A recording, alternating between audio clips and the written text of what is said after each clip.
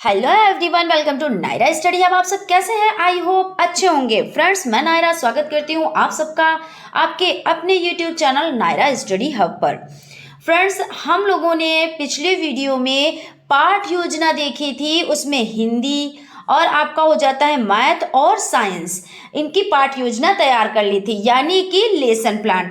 आज इतिहास और नागरिक शास्त्र के पाठ योजना तैयार करेंगे, यानी कि इतिहास और नागरिक शास्त्र का जो सब्जेक्ट हो जाता है उसकी पाठ योजना तैयार करेंगे। तो आप लोग देखिए किस तरह से इसको तैयार किया गया है। तो सबसे पहले आप फर्स्ट पेज पे डीएलएड फोर्थ सेमेस्टर, ये आपका हो जाता है DElEd fourth semester lesson plan. आप इंटर्नशिप फाइल भी लिख सकते हैं, इस तरह से इसको डेकोरेट कर सकते हैं। आप लोग जितना अच्छा डेकोरेट करेंगे उतने ही अच्छे नंबर आपको प्रोवाइड होते हैं। कहते नहीं कि first impression is the last impression, तो यही इंप्रेशन होता है, ठीक है ना। तो आप देखिए इस तरह से कितने अच्छे तरीके से इसको डेकोरेट किया गया है। आप फर्स्ट पेज को इस तरह से डेकोरेट कर सकते हैं। वहाँ पे अपना या ये जो खाली जगह हो जाती है, यहाँ पे आप अपना नाम डाल सकते हैं, ठीक है ना। तो इस तरह से तैयार कर सकते हैं। उसके बाद जो ये आपका सब्जेक्ट हो जाता है इतिहास एवं नागरिक शास्त्र पाठ योजना, ये है। तो इस तरह से आप लिख सकते हैं और आप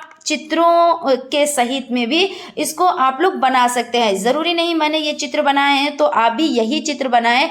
इतिहास से रिलेटेड जो भी चित्र हैं, जो भी आपको आसान लगते हैं, जो आपको अच्छे लगते हैं, अच्छे तो सभी हैं ऐसा नहीं है, लेकिन जो आपको आसान लगते हैं वो आप लोग बना सकते हैं। यहाँ पे देखिए हमने इतिहास से रिलेटेड कुछ चित्रों को बनाया है, प्लस आपका नागरिक शास्त्र, इसमें देखिए समानता का अधिकार हो जाता है, स्वतंत्रता का अधिकार, शोषण के विरुद्ध अधिकार, धार्मिक स्वतंत्रता अधिकार, संस्कृति और शिक्षा संबंधी अधिकार और संवैधानिक उपचारों का अधिकार, इन सभी को देखिए यहाँ पे बनाया हुआ है। तो आप लोग भी इसी तरह से डेकोरेट करिएगा। उसके बाद चलते हैं, देखते हैं शिक्षण योजना फर्स्ट। तो यहाँ पे आप दिनांक डालेंगे और कक्षा 7 विषय इतिहास एवं नागरिक शास्त्र, उसके बाद समय 40 मिनट। आप लोग अच्छे से जानते हैं कि जो फोर्थ सेमेस्टर के हैं आप लोग, तो जूनियर में आप लोगों की टीचिंग लगती है, यानी 6 to 8। उससे पहले प्राइमरी में यानी 1 to 5 टीचिंग लगी थी।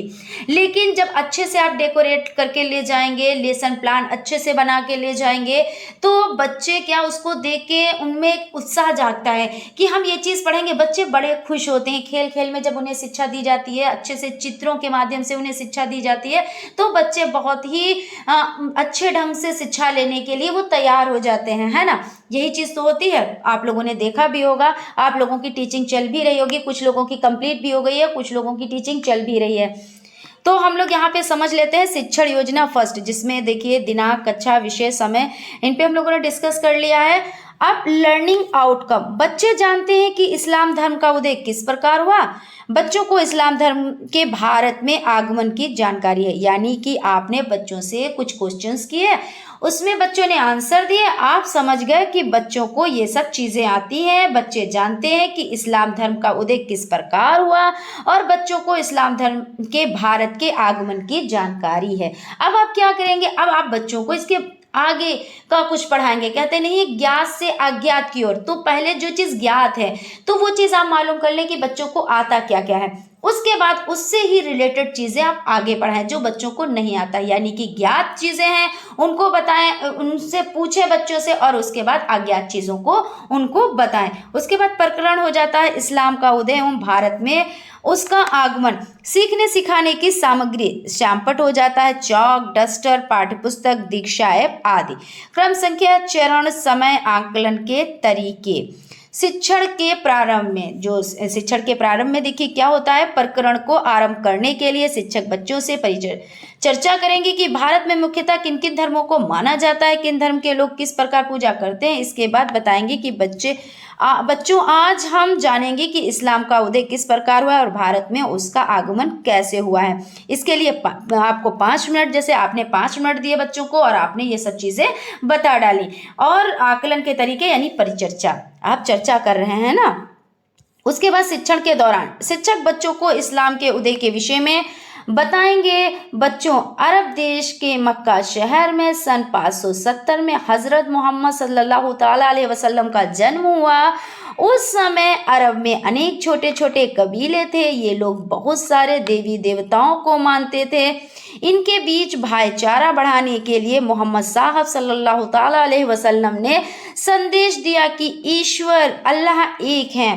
शुरू में उनकी बातों का विरोध हुआ, परंतु बाद में लोग धीरे धीरे उनकी बात मानने लगे। इस प्रकार अरब देश से शुरू होकर इस्लाम धर्म अन्य देशों में फैला। शिक्षक बच्चों को इस्लाम के भारत आगमन के विषय में बताएंगे। बच्चों, इस्लाम धर्म समय समय पर कई तरह से भारत में आया। इसके लिए 25 मिनट और परिचर्चा एवं अवलोकन।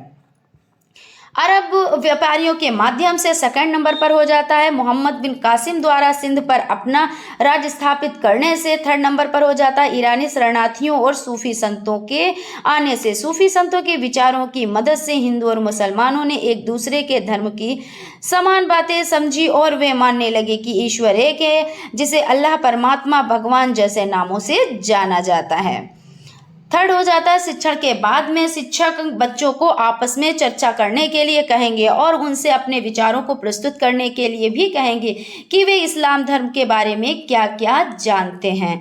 5 मिनट इसके लिए और परिचर्चा हो रही है। गृह कार्य, आपने बच्चों को क्या किया ये सारी चीजें बताई, इसके बारे में बताया कैसे क्या हुआ, और उसके बाद आपने बच्चों को गृह कार्य, इसके लिए आपने 5 मिनट दिए। 5 मिनट में हजरत मोहम्मद सल्लल्लाहु ताला अलैहि वसल्लम का जन्म कब और कहाँ हुआ था, भारत में इस्लाम धर्म का आगमन किस प्रकार हुआ, आपने बच्चों को ये क्वेश्चंस दिए। आगामी योजना अवलोकन के आधार पर आगामी शिक्षण योजना बनाई जाएगी तथा आज के टीचिंग प्लान का सफलतापूर्वक क्रियान्वयन किया गया है। यानी कि क्या किया गया है, टीचिंग प्लान का सफलतापूर्वक क्रियान्वयन किया गया है।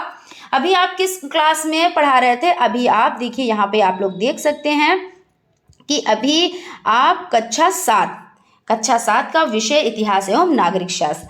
अब आप कहाँ पे पढ़ाएंगे, यानी अब आप बनाएंगे लेसन प्लान कक्षा 8 का। तो यहाँ पे दिनांक हो जाती है, कक्षा, विषय, समय, तो दिनांक आप अपने अनुसार डाल लें और कक्षा 8 विषय इतिहास एवं नागरिक शास्त्र और समय 40 मिनट, यहाँ पे 40 मिनट है, आप लोग कर लीजिएगा, ठीक है ना, 40 मिनट।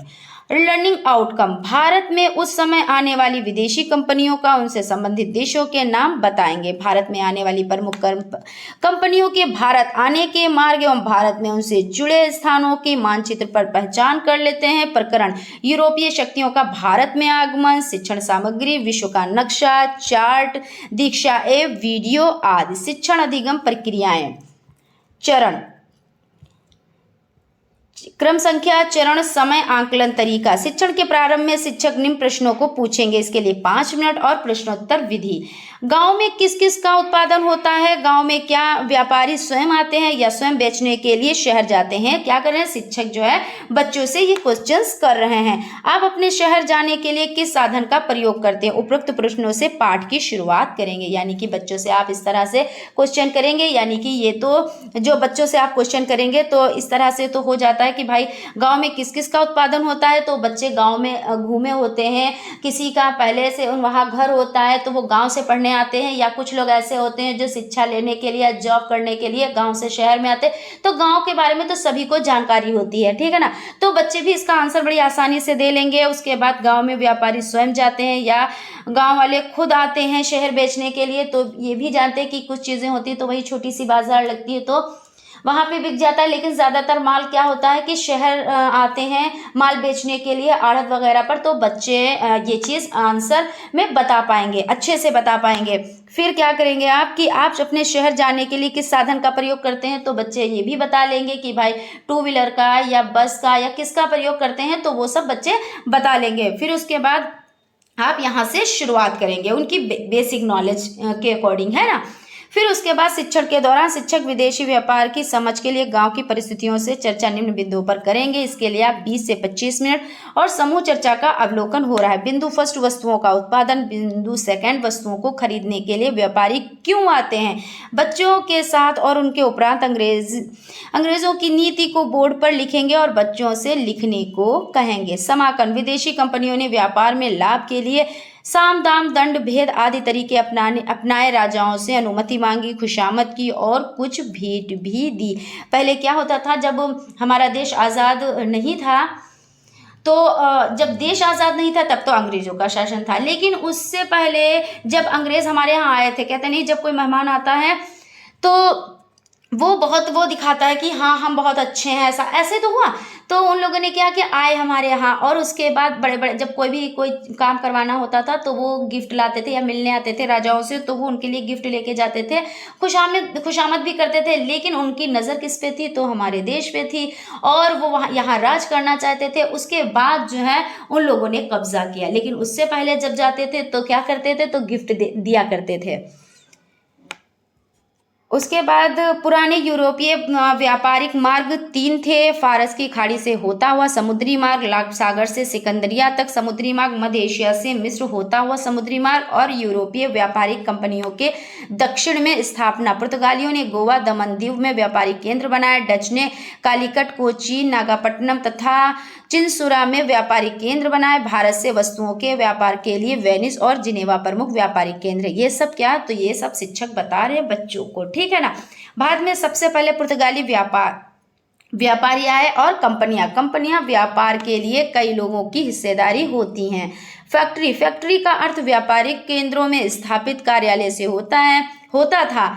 यहाँ पे है, यहाँ पे कटा हुआ है, होता था। कंपनी की ओर से कार्य करने वाले व्यापारी जिस कार्यालय में कार्य करते थे उसे फैक्ट्री कहा जाता था। वे रक्षा किले की तरह कार्य करते थे। एजेंट के बारे में समझ लेते हैं। तो बच्चों को आप एजेंट के बारे में बताएंगे, अभी बच्चे सुन रहे हैं और आप बच्चों को बता रहे हैं। व्यापारियों द्वारा वस्तुओं की खरीद बिक्री के लिए कार्य करने वाले नौकर को एजेंट कहते हैं। एजेंट कारीगरों से सस्ता माल खरीदते थे। व्यापारियों को अपना सामान भारत में या विदेशों में बेचने पर जो धन प्राप्त होता था उसमें से कुछ धन स्थानीय राजाओं को देना पड़ता था, इसे कर कहते थे। यूरोप से भारत तक जलमार्ग से यात्रा करने वाला पहला पुर्तगाली वास्को डी गामा था। कोलंबस ने अमेरिका की खोज की। ब्रिटिश यात्री हॉकिंस और सर टॉमस रोज जहांगीर के दरबार में गए थे। शिक्षण के अंत में बच्चों के दिए गए कार्य को जांचेंगे और आवश्यक मदद करेंगे। यानी अब क्या करेंगे, अब आपने बच्चों को बता दिया, समझा दिया, ब्लैक बोर्ड पे लिखवा दिया, अब आप कॉपियों को जांचेंगे और गृह कार्य फिर देंगे। गृह कार्य में बच्चे यूरोपीय मार्ग को नक्शे में बनाकर दिखाएंगे और अमेरिका की खोज किसने की, ये इसका आंसर लेके आएंगे। ये आपने गृह कार्य में दे दिया। उसके बाद आगामी योजना अवलोकन के आधार पर वर्तमान टीचिंग प्लान को ध्यान में रखकर आगामी टीचिंग प्लान बनाई जाती है। तो यही तो होता है ना कि बच्चों को क्या आता है उसी के अकॉर्डिंग बच्चों को बताया जाता है। उसके बाद टीचिंग प्लान को ध्यान में रखकर ही अगली जो टीचिंग प्लान होती है उसको बनाया जाता है। तो आई होप आप लोगों को सेशन अच्छा लगा होगा। अगर सेशन अच्छा लगा है तो प्लीज़ एक लाइक ज़रूर करें और अगर अभी तक आप लोगों ने चैनल को सब्सक्राइब नहीं किया है तो प्लीज़ सब्सक्राइब कर लें और बेल आइकन को भी ज़रूर प्रेस कर दें। तो फ्रेंड्स, आपके लेसन प्लान कंप्लीट होते हैं। बाकी अभी एक इंग्लिश का लेसन प्लान है वो कंप्लीट नहीं हुआ है, वो आपका कल कंप्लीट हो जाएगा और आप लोग इसको अच्छे से बनाएं। देखिए बहुत अच्छे से डेकोरेट किया गया है, आप सब इसी तरह से बनाएं। बाकी ये ज़रूरी नहीं है कि सेम टू सेम आप बनाएं, लेकिन अगर अच्छा लगे तो आप सेम टू सेम भी बना सकते हैं। अगर इसमें कुछ चेंजिंग आपको करनी है तो आप इसमें चेंजिंग भी कर सकते हैं। वैसे काफ़ी अच्छा साफ़ सुथरा बना हुआ है, आप लोग भी इसी तरह से बनाइएगा, ठीक है ना फ्रेंड्स। तो मिलते हैं नेक्स्ट क्लास में, तब तक आप लोग अपना ख्याल रखें। Thank you.